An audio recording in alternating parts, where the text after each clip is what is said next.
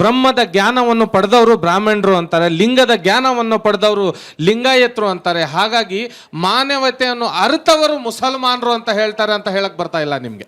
ನಿಮ್ಮನ್ನ ನಾವು ಧರ್ಮದ ಗುರು ಅಂತ ಹೇಳ್ತಾ ಇದ್ದೀವಿ. ನಿಮ್ಗೆ ನೀವು ಬಟ್ ಏನಿದೆ ಅಂದ್ರೆ ಹೌದು ಮೇಡಮ್, ನೀವು ಹೇಳಿದ್ ಸರಿ.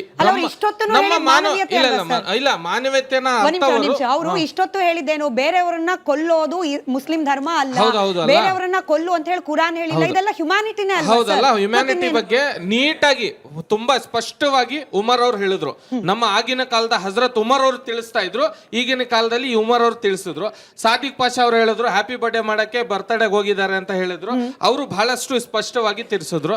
ನಮ್ಮ ಮುಸಲ್ಮಾನರು ಖತ್ರೆ ಮೇ ಹೈ ಅಂದ್ರೆ ಎಲ್ಲಿಂದ ಖತ್ರೆ ಮೇ ಗೊತ್ತಾ? ನಮ್ಮ ಮಸೀದಿಗಳಲ್ಲಿ ಆಗ್ಲಿ, ನಮ್ಮ ಧರ್ಮದ ಗುರು ಅಂತ ನಾವೇನ್ ಹೇಳ್ತೀವಿ, ಇದೇ ಧರ್ಮದ ಗುರುಗಳು. ಇವ್ರಿಗೆ ನಾವು ವಕ್ಫ್ ಬೋರ್ಡ್ ಚೇರ್ಮನ್ ಮಾಡಿದಾಗ ಇವರು ಬಿಜೆಪಿ ಬೂಟ್ ನೆಕ್ಲಿಕ್ಕೆ ಅವ್ರ ಹತ್ರ ಹೋಗಿ ಕೇಳಿಲ್ಲ, ಏನು ಗೊತ್ತಾ? ನಮ್ಮ ರಾಜ್ಯದ ಜನಗಳಲ್ಲಿ ಧರ್ಮದ ಗುರು ಅಲ್ಲ, ನಮ್ಮ ಮುಸಲ್ಮಾನರು ಒಂದ್ ನಿಮಿಷ ಅಲ್ಲ ನಮ್ಮ ಸುಮ್ನೆ ಇರ್ರಿ. ನೀವು ಮಾತಾಡ್ತಾ ಇಲ್ವಾ? ನೀವು ಮಾತಾಡ್ಬೇಕಾದ್ರೆ ಸುಮ್ನೆ ಇರ್ಲಿಲ್ವಾ? ಇಲ್ಲಿಗೆಲ್ಲ ಮಾತಾಡಿದ್ರಿ, ಸುಮ್ನೆ ಇದ್ವಿ ನಾವು. ಇಲ್ಲಿ ನೋಡಿ ಏನ್ ಗೊತ್ತಾ, ಯಾವುದೇ ಹಿಂದೂಸ್ತಾನಿಯರು ನಾವೆಲ್ಲರೂ, ಯಾವುದೇ ಹಿಂದೂ ಆಗ್ಲಿ ಮುಸ್ಲಿಮ್ಸ್ ಆಗ್ಲಿ, ಯಾರೇ ಕೂಡ ಭಯೋತ್ಪಾದಕ ಚಟುವಟಿಕೆಗಳಲ್ಲಿ ಭಾಗವಹಿಸಿದ್ರೆ ಅವನು ಆತಂಕವಾದಿನೇ ಅಂತ ಹೇಳ್ತೀವಿ ನಾವು. ಯಾವುದೇ ರೀತಿ ಆತಂಕವಾದಿಗಳನ್ನ ವಹಿಸ್ಕೊಳ್ಳೋದಲ್ಲ. ಇನ್ನೊಂದು ಮುಸಲ್ಮಾನರು ವಿಷಯ ಬಂದಾಗ, ಈಗ ಅವರು ಸಾದಿಕ್ ಅವರು ವಿಷಯ ಹೇಳಿದ್ರು, ವಿಚಾರ ಬಂದಾಗ ನಾವು ಅದಕ್ಕೆ ಸ್ಪಷ್ಟವಾಗಿ ಉತ್ತರ ಕೊಟ್ರು. ನೀವು ನಮ್ಗೇನು ಧರ್ಮ ಗುರುಗಳು ಅಂತ ಹೇಳಿದ್ರೆ ನಮ್ಮೆಲ್ಲಾ ಮುಸಲ್ಮಾನರಿಗೆ ನಾವೇನು ಲೀಸ್ಗೆ ಹಾಕೊಂಡಿಲ್ಲ.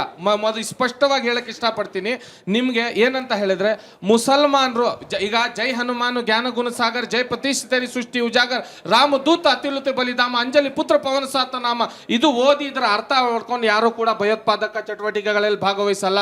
ಇನ್ನಮಲ್ ಅಮಾಲಿನ ಬಿನ್ನಿಯತಿ ಅಮಾಲ್ ಕಾ ದಾರೋ ಮದಾರ್ ನಿಯತೋ ಪರ್ ಹೈ ಅಂದವರು ಯಾರು ಕೂಡ ಇಂತಹ ಇದರಲ್ಲಿ ಚಟುವಟಿಕೆಗಳಲ್ಲಿ ಭಾಗವಹಿಸಲ್ಲ. ಸೊ ಹಾಗಾಗಿ ನಿಮ್ಗೆ ಹೇಳೋದೇನಂತ ಹೇಳಿದ್ರೆ, ನೀವು ರಾಜಕೀಯವಾಗಲ್ಲ, ಇದರಲ್ಲಿ ಧರ್ಮಗಳು ಅಂದವರು, ಧರ್ಮ ಗುರುಗಳು ಅಂದವ್ರಿಗೆ, ನಮ್ಮ ಯುವಕರಿಗೆ ನೀವು ಯಾವ ರೀತಿ ಮಾರ್ಗದರ್ಶಕರ ಆಗ್ಬೇಕಂತ ಹೇಳಿದ್ರೆ, ಅವನು ಯಾರೋ ಕಾರಲ್ಲಿ ಬಾಂಬಿದ್ದಿದ್ದು, ಅವನು ಯಾರೋ ತಗೊಂಡ್ ಬಂದು ಕೊಟ್ಟಿದ್ದು, ಅವನು ಯಾರೋ ಕೊಟ್ಟಿದ್ದಲ್ಲ. ಸಾದಿಕ್ ಪಾಷಾ ಅವ್ರು ಹೇಳೋ ತರ ನಮಗೆ ಸರಿಯಾದ ದಾರಿನೇ ಹೇಳ್ಬೇಕು ಹೊರತು, ತಪ್ಪನ್ನು ಬಂದ್ರು ಕೂಡ ಅದನ್ನ ತಿದ್ದೋ ಅಂತ ಕೆಲಸ ನಿಮ್ದಾಗಿರ್ತದೆ.